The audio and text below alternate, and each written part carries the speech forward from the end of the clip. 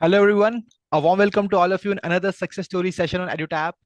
And guys, today we have Mr. Manoj Joshi, who has been recently selected as a NABARD Grade A officer in the general discipline. So, welcome, Mr. Manoj, to our platform. And first of all, heartiest congratulations to you on being selected as a NABARD Grade A officer. Thank you, sir. Very much. Thank you very much. So, how are you feeling after being selected as a NABARD Grade A officer?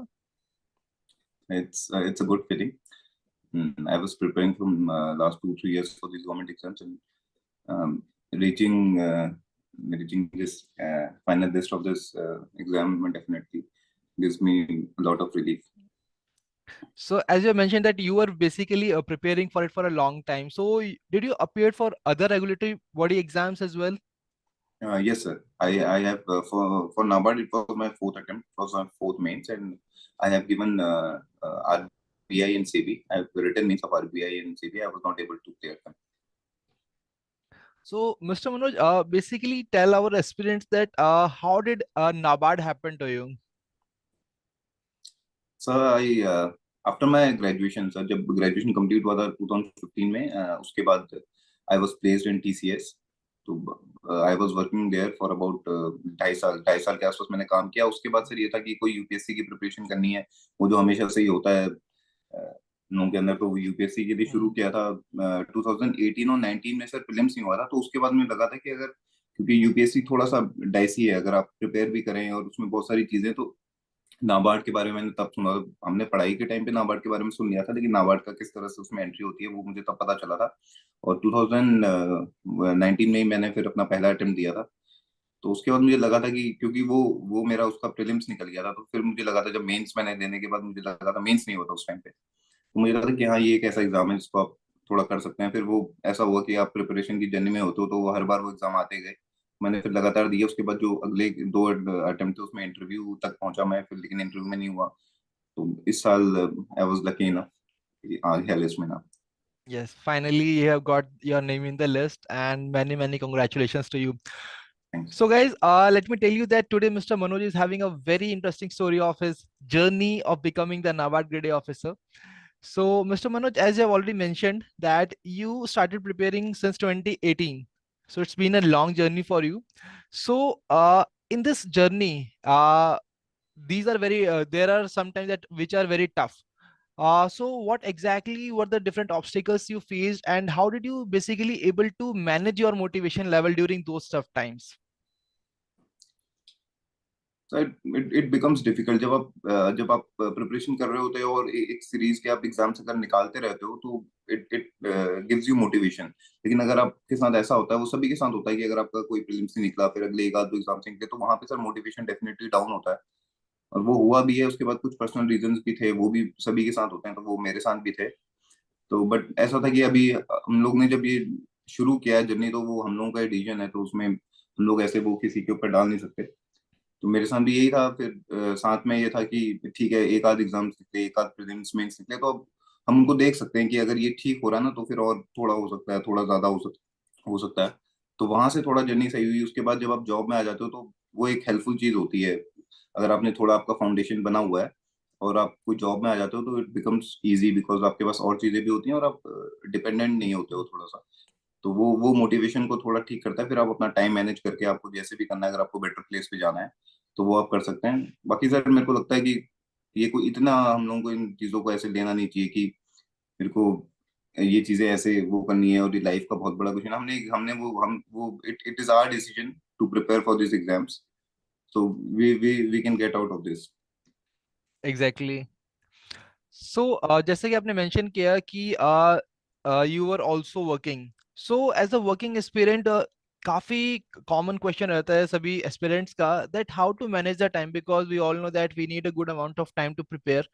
So being a working aspirant, आपने उस time को कैसे manage किया और किस तरीके से आपने स्ट्रेटेजाइज किया अपने प्रिपरेशन को?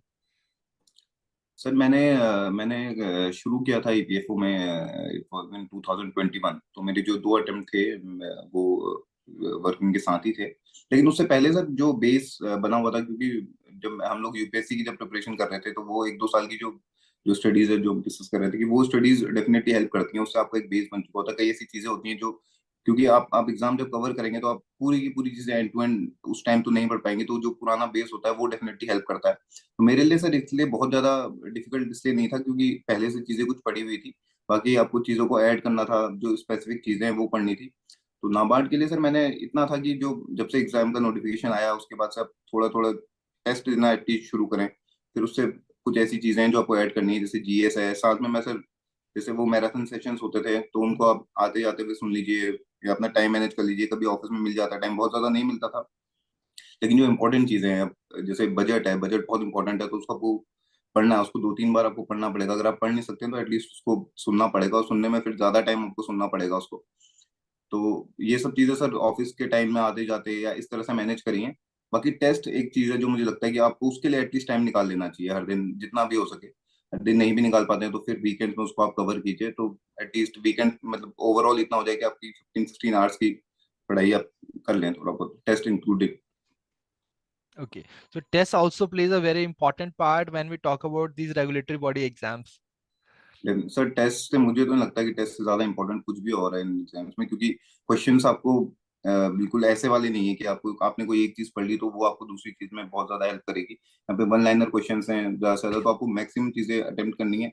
मैक्सिमम चीजें अटेम्प्ट करने के लिए आप उन क्वेश्चंस को अगर देख करके जाते हैं तो वो आपको एक तो याद ज्यादा रहती है, और आपको ये पता लगता है कि ये मैंने गलती कहाँ की है, और आप कम से कम आपने अगर कर लिए हैं 1000, 2000, 3000 क्वेश्चन, तो वो डेफिनेटली हेल्प करता है।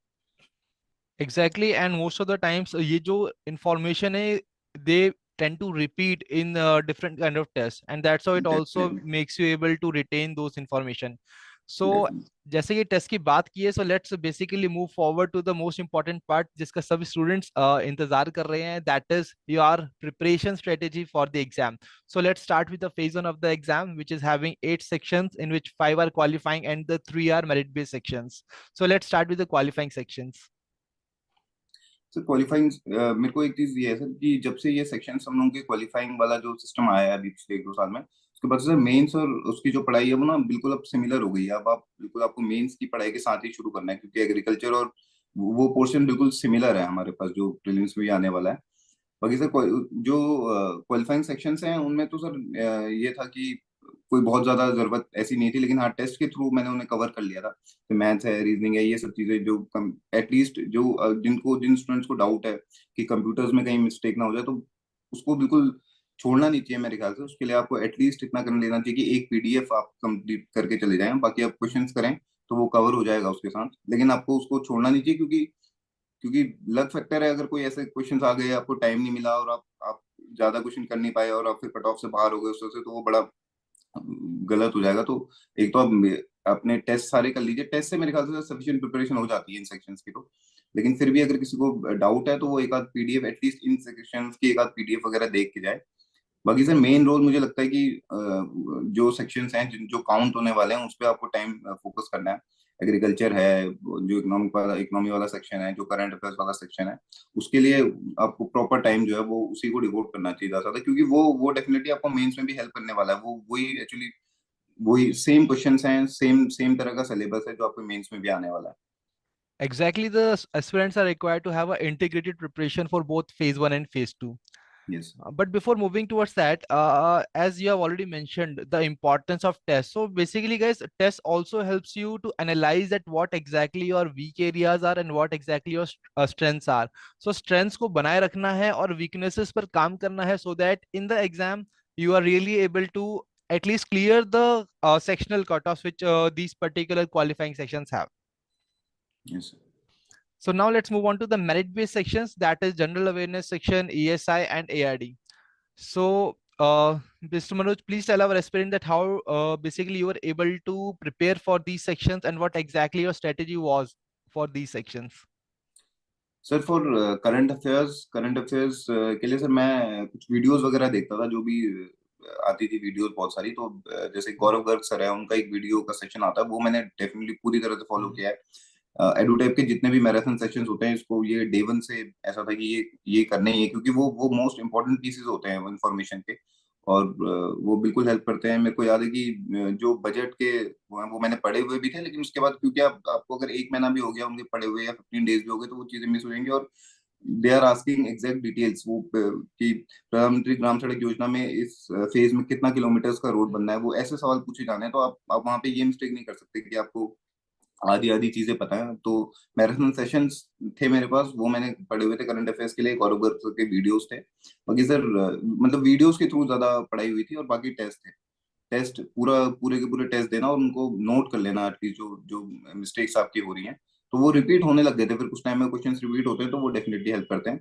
एग्रीकल्चर के लिए सर मेरे को लगता है कि मैंने समरी शीट्स वगैरह पूरी पढ़ी हुई हैं वो स्टार्टिंग से, क्योंकि अब हम 3-4 अटेम्प्ट्स हो गए थे, तो वो कुछ पहले मिस हो जाता है तो उसके बाद लेकिन कवर करते करते अब वो लगभग सारे हो गए। तो उसमें जो इम्पोर्टेंट चैप्टर्स हैं, जो फर्स्ट चैप्टर हैं या ऐसे जो चैप्टर हैं जो इम्पोर्टेंट हैं, जो आने आने जो सॉइल के चैप्टर हैं जिसपे पिछले 2-3 साल में तो बहुत ज्यादा सवाल पूछने हैं, वो बिल्डिंग पॉइंट के क्वेश्चन और ऐसे हैं, तो वो मैंने कंप्लीट कवर कर लिए थे। बाकी Can you टेस्ट के list थ्रू some बहुत हेल्प मिल गया था। chapters, these important chapters, to all the aspirants? Sir एक तो मुझे लगता है कि सॉइल वाला आपको चैप्टर अच्छे से पढ़ लेने चाहिए। कुछ सवाल उसके थे, एनिमल हस्बेंड्री से सर ऐसा लगता है कि वो सवाल आएंगे नहीं, लेकिन वो पिछले कुछ टाइम में कुछ क्वेश्चंस आने लग गए हैं उससे। और बाकी तो सर ऐसा वाला कि मेरे लिए सर यूपीएससी की वजह से कुछ चीजें थी जो आसान थी, जो बैकग्राउंड में थी, तो लेकिन अगर मेरे को ये है कि बाकी लोग अगर ऐसा है कि उनको अभी वो सिर्फ नाबार्ड के लिए प्रिपेयर करें, तो उनको उनको सारे ही चैप्टर्स को वैसे पढ़ना चाहिए अच्छे से। बाकी वो टेस्ट के साथ आपको पता लग जाएगा कि किससे सवाल ज्यादा आ रहे हैं, आप उसको एक बार फिर से जा करके देख लीजिए। जैसे एक आध सवाल है वो सीड्स वाला जो चैप्टर होता है, जो जिसमें सीड्स रजिस्टर्ड सीड्स का इनका कलर क्या है, वो डेफिनेटली सर वो हर बार वो सवाल आ रहे हैं। और तो उसको आप उसमें कंफ्यूजन बिल्कुल ना रहे आपको, क्योंकि वो क्वेश्चंस आने ही आने हैं, वो या तो प्रीलिम्स में आएगा या मेंस में आएगा। तो उन चैप्टर्स को आप अच्छे से पढ़ लीजिए एटलीस्ट, या वो पोर्शन एटलीस्ट अच्छे से पढ़ लीजिए जहाँ पे आपने टेस्ट दिया और आपको किसी एक Mhm. टाइप की सीट के बारे में पूछा हुआ है। तो वैसे तो वो टेस्ट के एक्सप्लेनेशन में बहुत अच्छे से होता ही है, लेकिन फिर भी एक बार उसे जाकर के देख लेना चाहिए मेरे ख्याल से। Definitely. And what exactly your strategy was for the economics and social issues section? Sir economic and social issues इनके लिए सर मैंने सबसे ज्यादा तो स्कीम्स, गवर्नमेंट स्कीम्स वाला जो चैप्टर है वो सबसे इम्पोर्टेंट है। इससे मेरे को नहीं लगता है इससे ज्यादा कोई बहुत ज्यादा इम्पोर्टेंट है, क्योंकि हमारे मैक्सिमम जो क्वेश्चंस होते हैं वो स्कीम से रिलेटेड आते हैं।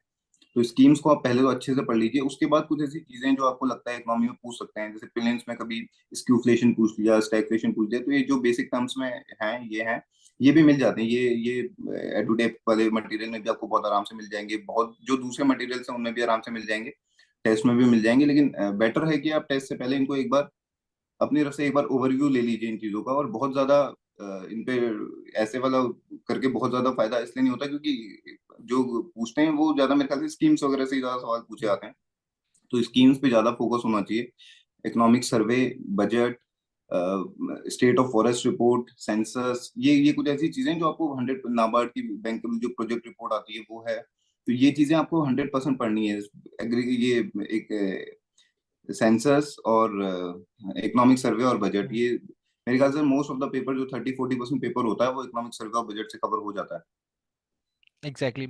So, where as you have already specially mentioned about the schemes, so schemes के लिए आपने किस चीज को रेफर किया, कैसे आपने schemes की प्रिपरेशन की? स्कीम्स की प्रिपरेशन सर, स्कीम्स में क्योंकि जो स्कीम्स है उनका बैकग्राउंड तो पहले से ही है, क्योंकि जो हम्म। हम लोग जो प्रिपरेशन के टाइम से वो स्कीम्स ऐसा था कि वो सुनते हुए आ रहे थे। लेकिन अब यहाँ पे आपको स्कीम्स पढ़ने के लिए थोड़ा सा अलग तरीके से पढ़नी होती है, क्योंकि यहाँ पे आपसे कॉन्सेप्ट नहीं पूछा जाएगा स्कीम्स का, they will ask you numbers. तो अगर आपको नंबर्स पढ़ना है फिर आपको मटेरियल थोड़ा चेंज करना पड़ेगा। आप अगर विजन से पढ़ रहे थे तो बेटर है कि आप थोड़ा सा एडुटैब से पढ़ लीजिए, या बेटर है आप किसी और जो स्पेशली इन एग्जाम्स की तैयारी कर रहे हैं वहां से पढ़ लीजिए। क्योंकि अगर आप दूसरी जगह से पढ़ेंगे वहाँ पे मटेरियल आपको बहुत मिलेगा, तो आप फिर सब पढ़ने लग जाते हैं, तो वहां पे वो ग्रेस्प करने का फायदा नहीं है। If you have to learn numbers और किस किस के लिए वो स्कीम्स हैं, वो किस टारगेट किसे करती हैं, तो वो बहुत छोटे पोर्शन में आपको बहुत कम कंसाइज वे में मिल जाए। तो बेटर है कि आप एडुटैब से पढ़ लीजिए या कोई ऐसी जगह से पढ़ लीजिए जो स्पेसिफिकली इन एग्जाम्स की तैयारी करवाता है, बिकॉज दे आर ऐसे वाले क्वेश्चंस नहीं पूछेंगे जैसे यूपीएससी पूछता है। Mhm. Exactly. So, as you have already mentioned that about these schemes, current affairs, so what exactly was the timeline that you referred to in order to cover all these things? Like तो last कितने months की schemes और current affairs को आपने prepare किया? Sir schemes तो मुझे लगता है कि स्कीम्स तो जो पिछले 1-2 साल में चल रही हैं, 2-3 साल में चल रही हैं, वो कॉमन स्कीम्स हैं वो वाली। अब कुछ ऐसी स्कीम्स हैं जो आप जिनको आप छोड़ नहीं सकते। भले वो कितने भी टाइम पुरानी हो, केसीसी है, प्रधानमंत्री ग्राम सड़क योजना है, जो एनआरएलएम है, ये कोर एग्रीकल्चर और रूरल डेवलपमेंट के क्वेश्चन है। इनमें तो अब वो स्कीम्स कभी से भी चलती आ रही हो, ऐसे जी से रिलेटेड कोई भी स्कीम हो, वो चीजें तो आपको वो तो पूरी की पूरी पढ़नी है। बल्कि मुझे लगता है कि स्कीम्स तो सर आपको एंड टू एंड पढ़ी लेनी चाहिए, वो 1-2 साल से मतलब नहीं है उस चीज का। अगर कोई इंपॉर्टेंट चीजें और वो आपको मटेरियल में मिल जाती हैं, कंसाइज वे में लिखा हुआ है, टू टाइप के मटेरियल में बहुत बढ़िया तरीके से लिखा हुआ है, दूसरे मटेरियल्स में भी लिखा हुआ है।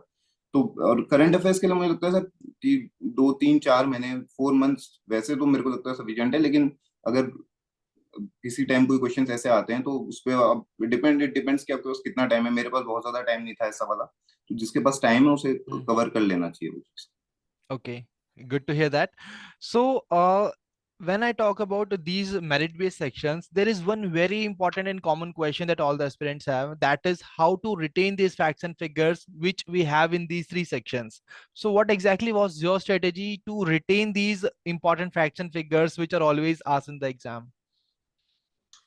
For retaining, I think you need to revise, you need to give test, you need to make mistakes, you need to learn them, you need to give the test again. मेरे को भी लगता है आप ऐसे सोच करके कि मेरे को ये रिटेन करना है, ऐसे तो मुझे लगता नहीं है कोई चीज ऐसे रिटेन होगी। आप आप एक अपना सोर्स डिसाइड कर लीजिए, उस सोर्स को रिपीट करिए, 1-2 बार रिपीट करिए, फिर उससे रिलेटेड जो भी टेस्ट है रैंडम आप टेस्ट दीजिए, और उसमें जो गलतियां हो रही है उससे आप सीखिए वापस।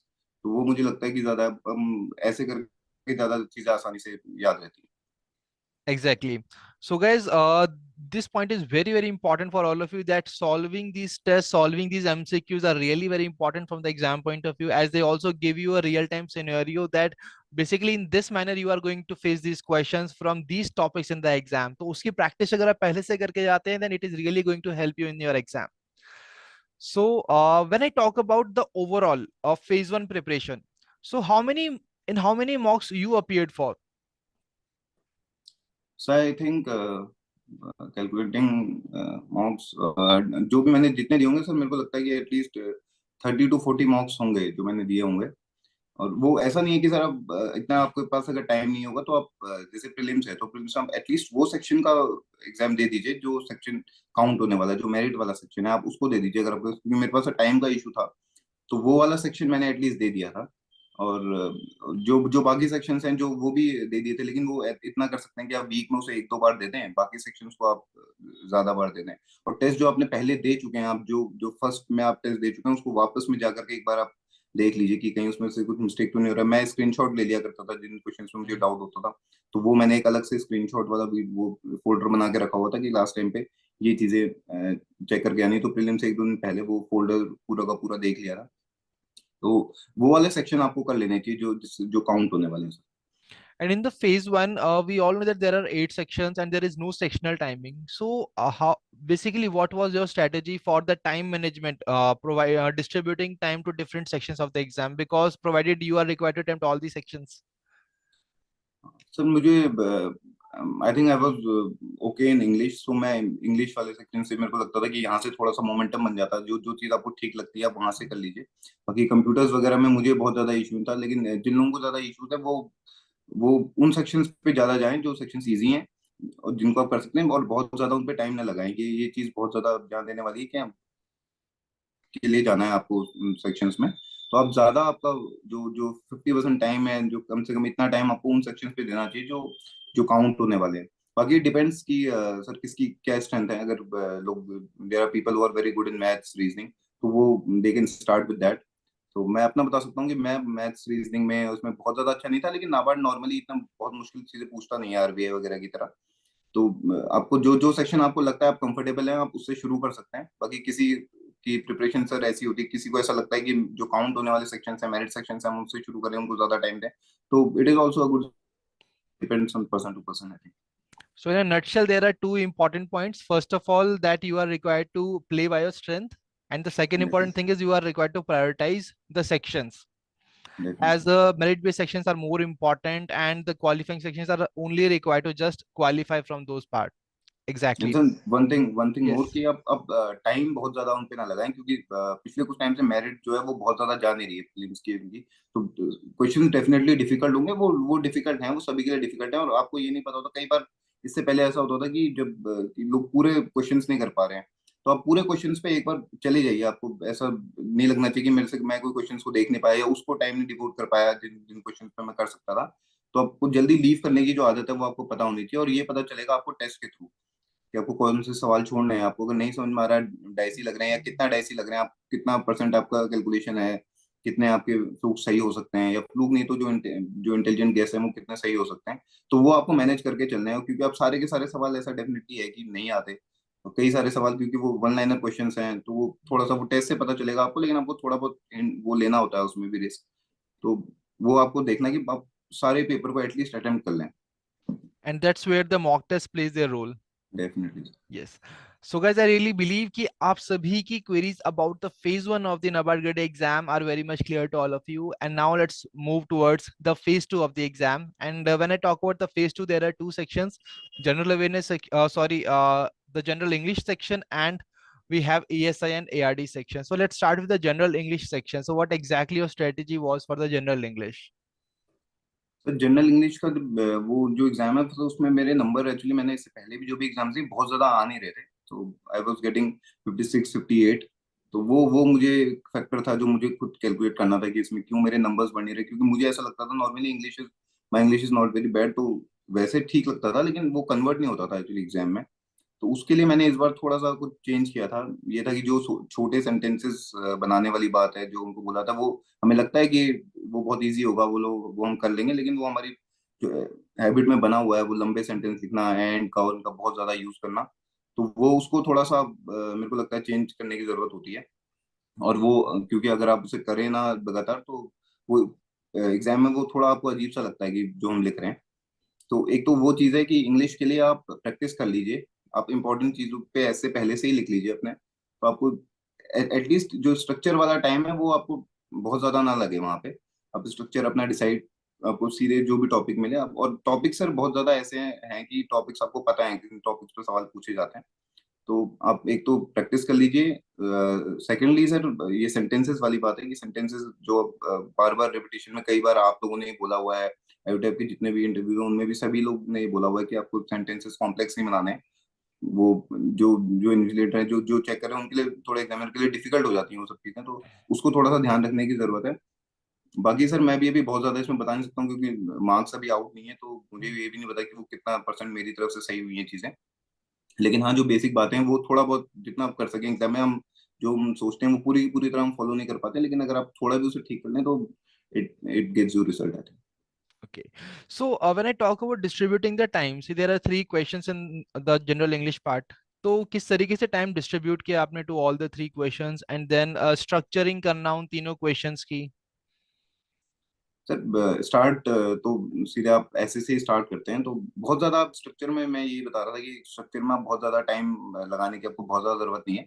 आप थोड़ा सा डिसाइड कर लीजिए, और मुझे लगता है इसमें सर कंटेंट से ज्यादा जो ग्रामर की कॉम्प्लेक्सिटी है और ये सब चीजें ज्यादा मैटर करती है, तो बहुत ज्यादा उसमें कंटेंट के पीछे भागने का बहुत ज्यादा मुझे मतलब नहीं लगता है। तो अगर वो इंग्लिश ही चेक होनी है उसमें, तो आप ये कर लीजिए कि अपना जो इम्पोर्टेंट टाइम है वो ऐसे को दीजिए, क्योंकि ऐसे ज्यादा नंबर का है, और ऐसे में आपको सोचने की भी ज्यादा जरूरत है, आप लिखते हुए सोचेंगे ज्यादा।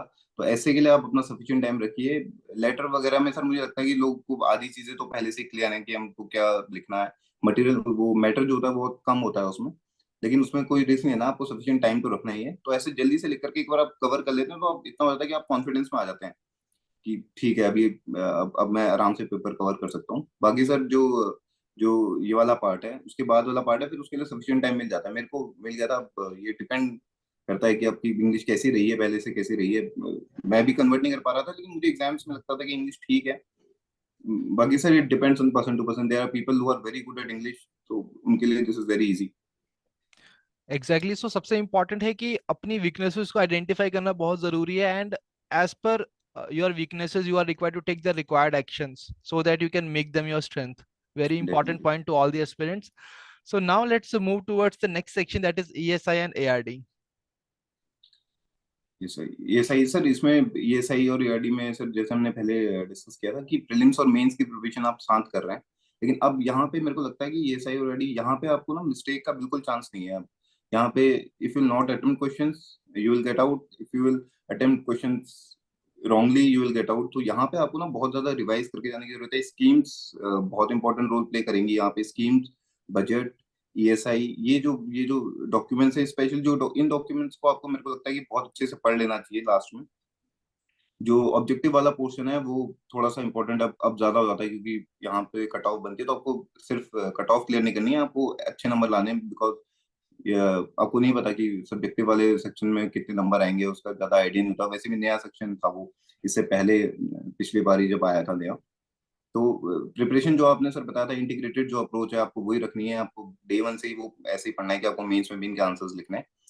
एंड ये सब चीजें वैसे ही क्लियर हो जाएंगी अगर आप धीरे धीरे करके जब मेंस के मॉक देते हैं। तो उसमें क्योंकि सिर्फ ज्यादा क्वेश्चन है नहीं, वो बहुत लिमिटेड क्वेश्चंस हैं। तो वहां पे इतना है कि आपकी रेंज ज्यादा होनी चाहिए, क्योंकि आपको सवाल कहीं से भी आ सकता है। Exactly. And even you can also see a question directly taken from the schemes definitely as a sir, ये तो descriptive बिल्कुल। question. यस। तो So इस बार what तो डिस्क्रिप्टिव डिस्क्रिप्टिव में सर मेरे को ऐसा है कि इस बार तो बहुत पुअर क्वेश्चंस नाबार्ड ने पूछे थे डिस्क्रिप्टिव में। जैसे जो एनआरएलएम है वो बिल्कुल एग्रीकल्चर और रूरल डेवलपमेंट की अगर हम बात करेंगे तो सबसे कोर क्वेश्चन एनआरएलएम है। Hmm. तो ये चीजें इस बार हम, जैसे पिछली बार सर कुछ क्वेश्चंस ऐसे आ गए थे जो एग्री वो क्रॉस ब्रीडिंग का क्वेश्चन आ गया था। Hmm. तो उस वजह से टाइम एक्चुअली लोगों को ज्यादा मिल गया था बाकी क्वेश्चंस के लिए। लेकिन इस बार ऐसा था कि आपको सारे के सारे क्वेश्चंस जो थे वो सुने हुए क्वेश्चंस थे, तो आपको सब अटेम्प्ट करने हैं। तो यहाँ पे जब अगर कोई क्वेश्चन डिफिकल्ट ना आए, सारे के सारे सवाल ऐसे आए जो लोगों ने करने हैं, तो वहां पे टाइम मैनेजमेंट अब ज्यादा इशू आता है जब कोई भी डिफिकल्ट ना आए तो। क्योंकि पिछली बार ऐसा था कि क्रॉस ब्रीडिंग में हम सभी ने थोड़ा बहुत कम कम लिखा हुआ था, क्योंकि लोगों को ज्यादा स्पेसिफिक टर्म्स में वो पता नहीं था। जिसने एग्रीकल्चर बहुत अच्छे से पढ़ा हुआ है वो उसने बहुत बढ़िया वो लिखा होगा, लेकिन नॉर्मली लोगों ने बहुत ज्यादा लिखा नहीं होगा। तो वहां पे टाइम मिल गया था। लेकिन इस बार सारे सवाल ऐसे थे कि आपको प्रॉपर टाइम देना है उनको। तो ऐसे ऐसे वाले के लिए आप इन क्वेश्चंस को आप पहले से ही लिख के जाए। बहुत सारे जितने भी कोचिंग इंस्टीट्यूट्स हैं वो उन्होंने बहुत बढ़िया से इन चीजों की प्रैक्टिस कराई है, टाइप ने भी कराई है और उन्होंने भी कराई है। तो आप इनको एटलीस्ट लिख लीजिए। और हमको लगता है कि हमने पढ़ लिया है, तो पढ़ने से बेटर है कि वो लिख लीजिए, क्योंकि वो टाइपिंग का इशू है। वहां पे पता नहीं चलता कि कर्सर को आपको कैसे मैनेज करना है, आपको कैसे स्पेस देना है। तो वो चीजें मेरे ख्याल से आपको एक बार प्रैक्टिस कर लेनी चाहिए। डेफिनेटली। सो जब हम बात करते हैं डिस्क्रिप्टिव क्वेश्चंस के आंसर की in the ES and ARD section, so what exactly was your approach कि कैसे स्ट्रक्चराइज किया जाए उन सभी आंसर्स को? और were you were sticking with the word limit, और वर्ड लिमिट से 10% up and down basically it matters? नहीं sir, when you are writing the answer, आप बहुत ज्यादा तो एग्जैक्ट वैसे तो लिमिट नहीं हो सकते हैं। वो हो सकता है थोड़ा ऊपर नीचे हो जाए, बस उसका थोड़ा बहुत ध्यान देना चाहिए। जैसे इस बार पीडीएस पे जो क्वेश्चन आया हुआ था, तो ऐसा था कि वो क्वेश्चन मुझे लगता था कि ये क्वेश्चन मैं बेटर कर पाऊंगा, तो उसको मैंने थोड़ा ज्यादा टाइम दिया। वो 15 मार्कर में भी था। तो उसमें आपको स्टार्ट, मेरे ख्याल से अब जिसने जो उनकी प्रिपरेशन ठीक है उनको ये पता होना चाहिए कि हमने स्टार्ट किसी डेटा से आप स्टार्ट कर लीजिए, किसी कमेटी से। जैसे जैसे में शांता कुमार कमेटी है, आप वहां से शुरू कर लीजिए उस चीज को। और कोई जो जो थोड़ा सा बैकग्राउंड देने के बाद आप बिल्कुल टॉपिक पे आ जाइए, क्योंकि आपके पास बहुत ज्यादा वर्ड नहीं है। अब तो आप उसमें जो कंटेंट की बात है, वो जो एग्जैक्टली क्वेश्चन में पूछा है, आपको वो हिट करना है, वो बात लिखनी है। और उसके बाद आप उसको कंक्लूड कर दीजिए। थोड़ा मेरे ख्याल से वर्ड लिमिट बहुत ज्यादा मैटर नहीं करेगा। अगर आप थोड़ा ऊपर नीचे करके, अगर आपका मैटर ठीक है तो बहुत ज्यादा इशू नहीं है। लेकिन हाँ, अगर आपको मैटर ठीक नहीं है, फिर वर्ड लिमिट मेरे ख्याल से बहुत ज्यादा इंपॉर्टेंट हो जाएगा। लेकिन आपको कोशिश करनी चाहिए कि आप कंक्लूड करते हैं और जो मैटर पूछा हुआ है आप सिर्फ वो लिखें। So you must be having a balanced approach when I talk about the descriptive questions. Definitely. Exactly. So, any mock that you have given for the phase two exam? तो मॉक मैंने अलग से फेस टू के लिए वैसे नहीं दिया था, लेकिन मैंने अपने खुद से प्रैक्टिस कर ली थी कुछ क्वेश्चंस की। जैसे पीडीएस वाला तो नहीं था, लेकिन पीडीएस से रिलेटेड, फूड सिक्योरिटी से रिलेटेड कोई क्वेश्चन है, क्योंकि फार्मर्स का इशू चल रहा था, तो ऐसे सवाल आ सकते हैं। और वैसे भी ये कोर क्वेश्चंस हैं। अगर आप नाबार्ड की बात करेंगे तो मेरे ख्याल से मैंने ऐसे कोई अलग से कोई टेस्ट नहीं दिया था, लेकिन हाँ खुद से सर ये क्वेश्चंस मैंने एक बार लिख लिए थे टाइपिंग करके ही, ताकि ये थोड़ा हैंड्स ऑन हो जाए वहाँ। Yes. So there is one more important point when we talk about the phase two exam. That is, we all know that we are required to type the answers. So the interface is also a challenge in itself. So how definitely you were able to manage that challenge in the exam? Sir, उसके लिए तो I think आपको थोड़ा सा you need to have a question time आपको रख लेना चाहिए, क्योंकि कोई ऐसी मिस्टेक हो सकती है। तो या कहीं पे ऐसी दिक्कत होगी, वो करते हुए पता लगता है आपको कि ये स्क्रीन, जैसे मैं स्टूडेंट्स को ये तो बताना चाहूंगा कि एक बार आप स्क्रीन को पेपर शुरू करने से पहले एक बार देख लीजिए, क्योंकि कई बार ऐसा होता है कि हम लोगों को ये नहीं पता होता कि स्क्रीन में किसी पॉइंटर से वो जो पेज है वो ज्यादा आपको एक्सपेंड करने को मिल जाता है। तो वो सब चीजें एक बार 2 मिनट देखने के बाद आप अपना शुरू कीजिए, तो उससे ना बहुत it it helps you a lot. कई बार ऐसा होता है कि आपको पता नहीं चलता है कि वो स्क्रीन, आपको ज्यादा स्पेस मिल सकता है अपने आंसर्स चेक करने के लिए, आप हम बहुत कम स्पेस में लिख रहे होते हैं, बल्कि वो ऑप्शंस होते हैं वहां पे। तो एक बार आप उसे देख लीजिए। बाकी इंटरफेस में मेरे को लगता है सर वो तो सभी के लिए इशू है, इंटरफेस डेफिनेटली बहुत अच्छा नहीं होता वहां पे। जो आप जिसमें हम आंसर्स घर पे लिखते हैं उतना क्लियर नहीं होता। थोड़ा मेरे ख्याल से लैग भी थोड़ा सा होता है, तो वो चीज़ आपको मैनेज करनी है, क्योंकि वो सभी के लिए है। तो उसकी वजह से आपके आंसर्स में कोई ज्यादा अंतर ना आ जाए। Exactly. So, guys, I really believe that all your queries about the phase one and the phase two of the exam are very much clear. And Mr. Manoj has really told everything in detailed manner that what are the things that you are really required to pick when you are preparing for the NABARD grade A exam. So now let's move on to the third section, the third phase of the exam, that is the interview. So how did you prepare for the interview, and what exactly were the different resources if you have appeared for any mock interviews? Sir I gave mock interview. One of my interview was with एडुटैप, और एक exam IXMB से भी था। तो interviews के लिए sir मेरे को बहुत ज्यादा, मैं नर्वस तो नहीं था, because in my first interview I got 24 out of 25, and second one I got 40। तो इंटरव्यू के लिए बहुत ज्यादा ये नहीं था मुझे कि बहुत डाउटफुल था, लेकिन हाँ, when you give the mock interview आप उसके बाद थोड़ा सा डाउटफुल हो जाते हो, क्योंकि कई चीजें ऐसी होती है फिर आपको लगता है कि ये कहीं एग्जाम में ना आ जाए। तो मेरे ख्याल से कंटेंट कोई बहुत ज्यादा वहां पे नहीं देखना चाहते, because they have already seen that. वहां पे मेरे ख्याल से आप आपकी स्किल्स, जो कम्युनिकेशन स्किल्स हैं वो ज्यादा इंपॉर्टेंट है। And they they are very very cordial, और बहुत हेल्पफुल होते हैं वो लोग। वो मेरे ख्याल से जो पैनल होता है वो, they are very very helpful. तो बहुत ज्यादा नर्वस होने की जरूरत नहीं है, लेकिन हाँ, आप मॉक इंटरव्यू वगैरह देके जाइए। कंटेंट से बहुत ज्यादा मतलब नहीं है, लेकिन हाँ, आपको आपने, क्योंकि आपने सर प्रीलिम्स और मेंस अगर आपने पढ़ाई कर रखी है, तो वो it will get reflected in your personality also. तो उसके लिए आपको बहुत अलग से कुछ पढ़ने की जरूरत नहीं है। हाँ, थोड़ा सा आपको अगर लगता है तो आप ब्रशअप कर लीजिए, अपना बैकग्राउंड को अच्छे से जान लीजिए एक बार, क्योंकि वो सवाल उससे पूछ सकते हैं, and they are there to listen. मेरे ख्याल से वो सुनना चाहते हैं आपको। तो इंटरव्यू मेरे लिए बहुत डिफिकल्ट नहीं था। मैंने इस बार जब इंटरव्यू दिया था, पहला मॉक इंटरव्यू, तो उसके बाद मुझे थोड़ी सी नर्वसनेस हुई थी, क्योंकि मेरे को उन्होंने बताया था कि आपकी ये मिस्टेक्स हैं, और वो it was not very good experience. It was very learning experience था, लेकिन बहुत ज्यादा मैं थोड़ा सा नर्वस था। उसके बाद फिर मेरा आईओडीएफ से इंटरव्यू था, तो उसके बाद मेरे को लग रहा था कि थोड़ा I will be able to do वो। उसके बाद थोड़ा सा कॉन्फिडेंस आ गया था। लेकिन So, वहां पे मेरे ख्याल से बहुत ऐसा होता नहीं है सर, वो लोग काफी हेल्पफुल yes. होते हैं। So how was the your interview experience at EduTab mock interview? How was the panel, and their feedback was really valuable when I talk about the final interview that you appeared in for the NABARD grade A? Yes sir, I think it was very much related to it. जैसे जैसे मेरा interview वहाँ पे हुआ था वैसे ही होता है, बिल्कुल बहुत कॉर्डियल इन्वायरमेंट में वो इंटरव्यू होता है। तो मेरा इंटरव्यू, बल्कि I was out for sports उससे पहले। तो मेरे पास लास्ट के 1 या 2 दिन थे, तो मैं मैम से भी मैंने वो टाइमिंग का भी मेरा बड़ा इशू था, Mm. मैम ने बहुत हेल्प किया था मुझे। तो मेरा सिर्फ उससे 1 दिन पहले ही मैंने मॉक इंटरव्यू दे पाया था मैं। तो नेक्स्ट डे इंटरव्यू था, लेकिन इट वाज सफिशिएंट कि मुझे लगा था कि नहीं ठीक है, कोई बहुत ज्यादा दिक्कत नहीं है। बाकी आप अपनी चीजें थोड़ा बहुत ब्रशअप कर लेनी चाहिए, क्योंकि मेरे को भी एक आध कुछ क्वेश्चंस ऐसे थे सर जो आप लोगों ने बताए थे कि इन पे थोड़ा सा ध्यान दे लेना, तो वो चीजें मैंने कर ली थी। बाकी it was good. Okay. Good to hear that. So now when I talk about, always aspirants have one common question that, see, whatever your preparation level is for the exam, but there is one time which comes in the interview stage that you don't have the answer. So what exactly the student should do at that point of time? हाँ, सब आप ऐसा वाला तो मेरे ख्याल से मेरे साथ भी हुआ है ये चीज। तो आप उसमें उसमें आप नॉर्मली आप बता सकते हैं कि मुझे क्वेश्चन नहीं आता, बिकॉज कोई उनमें कोई इशू नहीं है। वो लोग मेरे साथ even I forgot what is bank rate. मेरे साथ इस बार ये हुआ था कि वो बहुत कॉमन क्वेश्चन है, आपने इतने Hmm. एग्जाम्स की तैयारी की है, तो उतनी नर्वसनेस होती है। आप मेरे लिए it was my last attempt, तो मैं मेरे लिए नर्वसनेस थोड़ी और ज्यादा थी, बिकॉज मेरे पास और एग्जाम्स की होनी थी। तो स्टेक्स और हाई, तो मेरे को वो आया नहीं वहाँ पे एग्जाम। तो मैंने बोला सर कि I I can not recall this at this moment, बल्कि this is something that you must know. लेकिन नहीं आया तो आप उसमें आप बहुत ज्यादा उस पर इतना कर सकते हैं कि आप बहुत ज्यादा उस पर गैस वर्क ना करें। आप अगर आपको गैस करना भी है तो उनसे आप एक बार पूछ लें, sir I don't know but can I gas, ऐसे करके आप पूछ लीजिए। लेकिन आप ऐसे कुछ कुछ भी गलत जवाब देने से बेटर है कि यू टेक योर टाइम और आप बोल दीजिए कि अभी sir I can not recall. कोई उसमें मुझे नहीं लगता कि सर उसमें बहुत ज्यादा इशू है। It is better to show your honesty. Exactly. Once again, honesty is the best policy. Definitely. So, guys, I really believe that you have basically got the crux that how exactly you are required to respond when such kind of situation happens during the exam.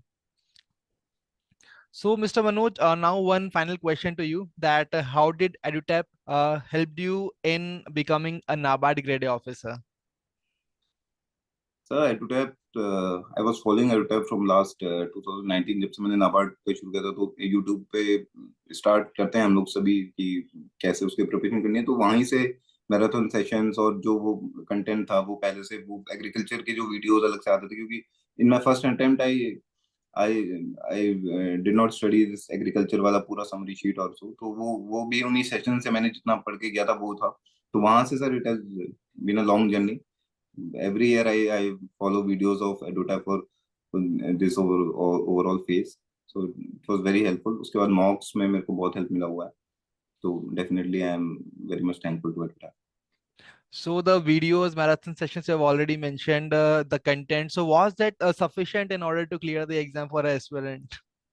Definitely sir sufficient है अगर आप उसको उसको अब लेकिन कुछ चीजों से आपको ऐड करना पड़ेगा आपको कंटेंट पढ़ना पड़ेगा उसके बाद वो ये चीजें आपको बहुत हेल्प करेंगे आप पूरा एक बार समरी शीट जितनी भी हैं वो पढ़ लीजिए आप टेस्ट दे दीजिए उसके साथ में आप मैराथन सेशंस देखिए क्योंकि वीडियोस विल हेल्प यू लेकिन उसके उसके साथ आपको कंटेंट आपका वैसे रेडी होना चाहिए आपके अपने नोट्स रेडी होने चाहिए अगर आपको जिन चीजों में डाउट है कई लोग नोट्स नहीं बनाते मेरे पास नोट्स कुछ बने हुए थे क्योंकि वो मैं बना रहा था बहुत टाइम से तो उसमें जो जो चीजें नहीं आती थी वो ऐड कर ली वो मैराथन सेशन से कई बार हर बार बजट का ऐसा था कि वो मैं ऐड बजट्स एक साथ ही लिखे हुए थे पिछले 2-4 साल के तो अब जब पढ़ते हैं उसको रिवाइज करते हैं तो आप पीछे से ही शुरू कर लेते हैं उसे तो it helps you a lot.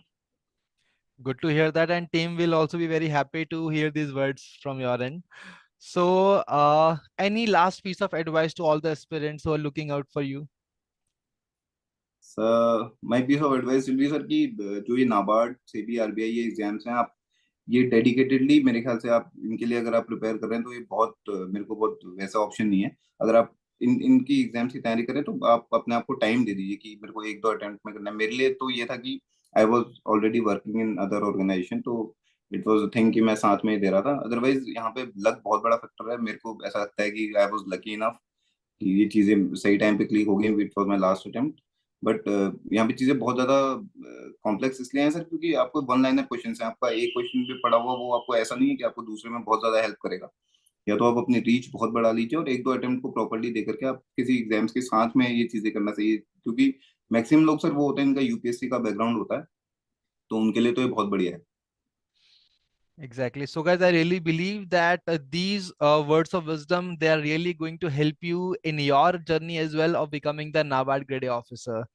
So, and I really believe that आप सभी की queries about all the stages of the exam are very much clear, and Mr. Manoj has really explained everything in a detailed manner.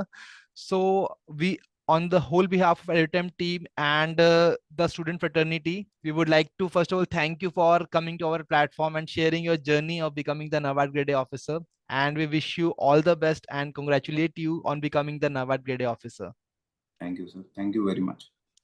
And guys, we will be keeping up on coming with these kind of success story session for all of you. Till then, stay happy, stay healthy. Wish you all happy learning.